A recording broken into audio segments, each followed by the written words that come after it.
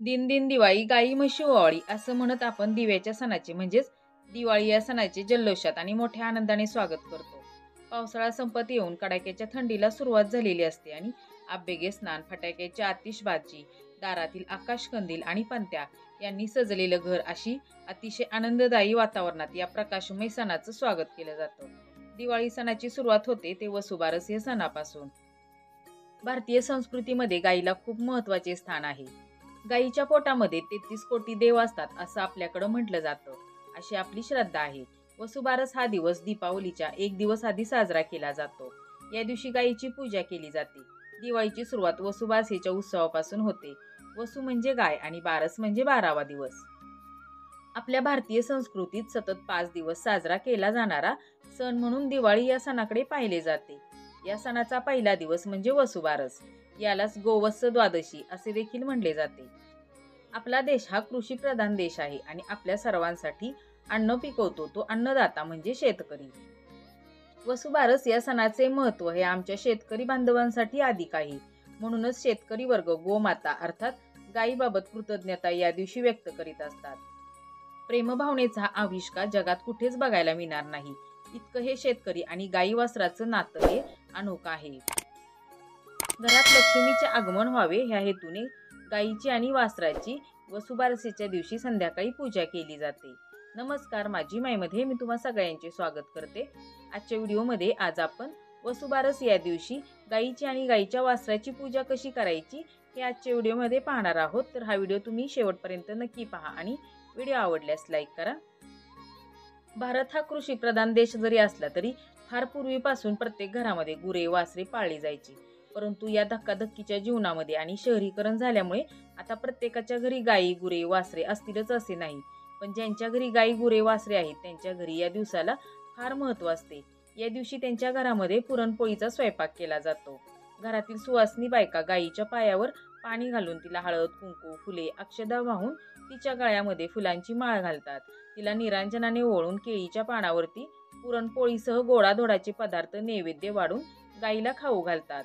या दिवसापासून अंगणामध्ये रांगोळ्या काढण्यास सुरुवात केली जाते.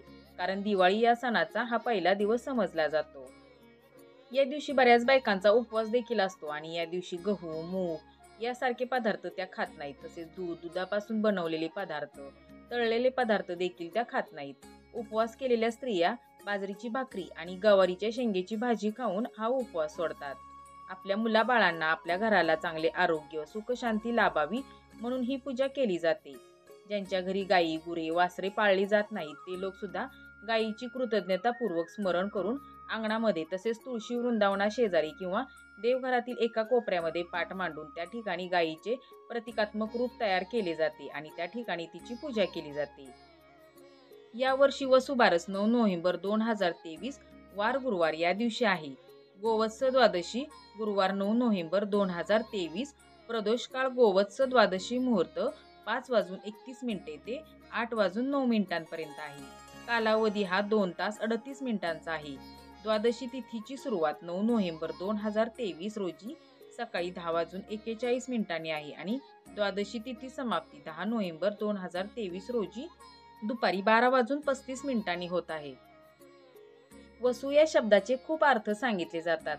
वसू म्हणजे सूर्य, वसू म्हणजे कुबेर, वसू म्हणजे धन आणि सर्वात महत्त्वाचा आध्यात्मिक अर्थ म्हणजे सर्वांमध्ये वास करणारा असा आहे आणि बारस म्हणजे द्वादशीचा दिवस. हिंदू पौराणिक कथेमध्ये गायीला पवित्र आणि देवाचा अवतार मानला जातो. गायीचा उगम हा समुद्र मंथनातून झाला. जेव्हा देव आणि दानव समुद्र मंथन करत होते तेव्हा दैवी गाय कामधेनू 7 महान देवांची देणगी म्हणून उदयास आली. कामधेनू हे मातृत्व प्रजनन देवत्व आणि पालनपोषण यांच्या आशीर्वादाशी संबंधित आहे. या दिवशी घरातील महिला गोपूजा आणि श्रीकृष्ण पूजा करतात. या दिवशी धनाची देवी म्हणून ओळखली जाणारी लक्ष्मी गायीचे रूप धारण करते म्हणून लोक देवी लक्ष्मीचा आशीर्वाद घेण्यासाठी गायीची पूजा करतात. आणि आता आपण वसुबारसेच्या दिवशी संध्याकाळी गायीची आणि गायीच्या वासराची पूजा कशी करायची तर ते बघूया. तर सकाळी लवकर उठून स्नान वगैरे करून आपल्या दारामध्ये रांगोळी काढायची. तुळशीच्या शेजारी तेलाचा किंवा तुपाचा दिवा लावायचा आणि संध्याकाळी आपल्याला गायी आणि वासराची पूजा करायची. आमच्याकडे आम्ही प्रत्यक्ष गायीच्या गोठ्यामध्ये जाऊन गायीची पूजा करतो. पण जर का तुम्ही शहरी भागामध्ये राहत असाल आणि तुम्हाला हे जर का शक्य नसेल तर तुम्ही तुमच्या घरातील देवघरामध्ये गाईची मूर्ती असेल तर त्या मूर्तीची पूजा करा. किंवा जर का नसेल तुमच्याकडे मूर्ती तर या दिवशी तुम्ही नक्की गाईची मूर्ती घरी घेऊन या आणि त्याची पूजा करा. किंवा तुमच्याकडं जर का एखादं चित्र असेल गाईच्या आणि गाईच्या वासराचं तर त्या चित्राची सुद्धा तुम्ही पूजा करू शकता. तर आता ही पूजा कशी करायची तर ते आता आपण बघूया. आधी आपण गोमातेला स्नान घालून घेऊया. तर मी हे ताट घेतलेले आणि ताटामध्ये गोमाता ठेवलेली. आता आपण गोमातेला स्नान घालून घेऊया. सगळ्यात आधी आपण पाणी घेतलेले मी आणि या पाण्याने गोमातेला स्नान घालायचे. गोमातेला स्नान घातलं पाण्याने की हे हळदीचं पाणी घेतलेले. आता या हळदीच्या पाण्याने गोमातेला आपण स्नान घालूया. हळदीचं पाणी आपण चांगलं असं चोळून चोळून घ्यायचं गोमातेच्या अंगावरती असं टाकून. आपल्या घरातील लहान मुलांना आपण जशी आंघोळ घालतो अगदी हळूवारपणे नाजूक हाताने काळजीपूर्वक त्याचप्रमाणे गाईला सुद्धा आपण आंघोळ घालून घ्यायची. हे गोमातेचं वासरू आहे तर याला सुद्धा आपण हळदीच्या पाण्याने चांगलं चोळून घेऊया. गोमातेला आपण हळदीच्या पाण्याने स्नान घालून घेतलं. आता आपण हे दूध घेतलेले बघा मी आणि आता ह्या दुधाने पण मी गोमातेला स्नान घालून घेते. गोमातेला घालायचं, या वासरूला दुधाने स्नान घालायचं.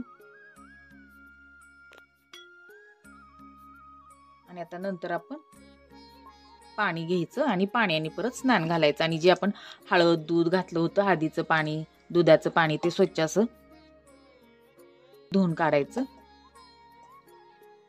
अशा प्रकारे आपलं बघा हे गोमातेला स्नान घालून झालेले दुधाने हळदीच्या पाण्याने. आणि आता आपण ही पुसून घ्यायची गोमाता. स्वच्छ कपड्याने पुसून घेऊया आणि नंतर आपण ह्या गोमातेच्या पूजेला सुरुवात करूया. गोमातेला आपण या अक्षदावरती ठेवूया. अक्षदांवरती आपण आता हळद कुंकू वाहून घेऊयात आणि नंतर याच्यावरती गोमातेला ठेवूया आपण अशी. यावरती आपण गोमातेला तसं ठेवलेले. आता आपण गोमातेची पूजा करायची पण त्याआधी आपण सगळ्यात आधी गणपती बाप्पांची पूजा करूया आणि नंतर गोमातेची पूजा करूया. गणपती बाप्पांची पूजा करायची आपण. त्याआधी ह्या अक्षदा घेतलेल्या आहेत मी थोड्या. याच्यावरती आता आपण गणपती बाप्पांची पूजा करायची. त्याच्यासाठी मी सुपारी घेतलेली. गणपती बाप्पांना आपण आता हळद कुंकू अक्षदा व्हायचे फूल वाहूया ओवाळून घेऊया. गणपती बाप्पांना आपण दिव्याने ओवाळलेले. आपण आता ही विड्याची पानं घेतलेली आहेत. ह्याच्यावरती आता आपण खारी खोबरं सुपारी हळकुंड असं मांडून हा विडा मांडून घेऊया. हा विडा मांडून झालाय. आता आपण गोमातेची पूजा करूया. गोमातेला आपण कुंकू लावायचे. गोमातेच्या वासराला सुद्धा कुंकू लावायचे. आपण पायावरती सुद्धा कुंकू लावून घ्यायचे.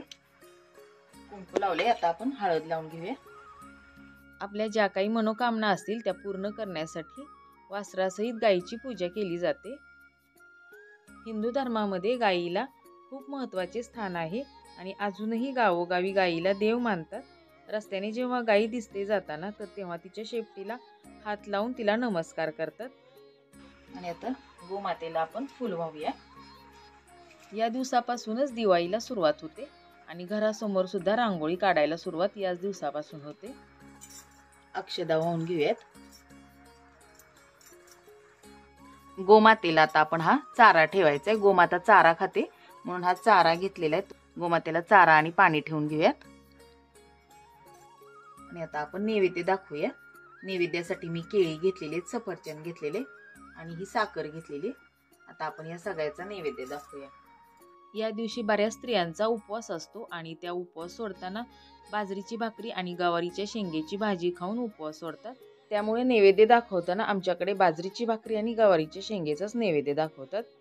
अशी आपली ही वसुबारस या दिवशी केली जाणारी गाई आणि वासराची पूजा झालेली करून आता आपण आरती करूया. गाईच्या शेणामध्ये प्रत्यक्ष लक्ष्मीचा वास असतो. गोमूत्रामध्ये भगवती गंगेचा वास असतो. गाईचे दूध आणि तुपामध्ये सोमाचा वास असतो. आणि यापासून बनवलेले जे पंचगव्य आहेत तर ते आपण पोटातून घेतले म्हणजे प्राशन केले तर आपण ज्या सेवा करत असतो तेव्हा जे अडथळे येतात म्हणजे आपल्या शरीराबाहेर जर का एखादी वाईट शक्ती असेल तर ती आपल्या जवळ येऊ शकत नाही.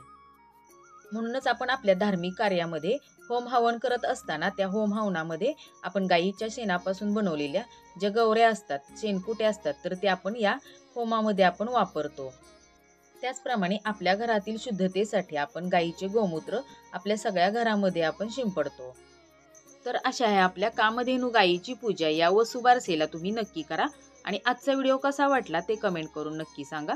व्हिडिओ आवडला असेल तर तुमच्या मित्रपरिवारामध्ये शेअर करा आणि असेच नवनवीन व्हिडिओ पाहण्यासाठी चॅनलला सबस्क्राईब करा. व्हिडिओ पाहिलात त्याबद्दल तुम्हा सगळ्यांचे आभार. पुन्हा भेटूया अशाच एका नवीन व्हिडिओमध्ये. तोपर्यंत नमस्कार.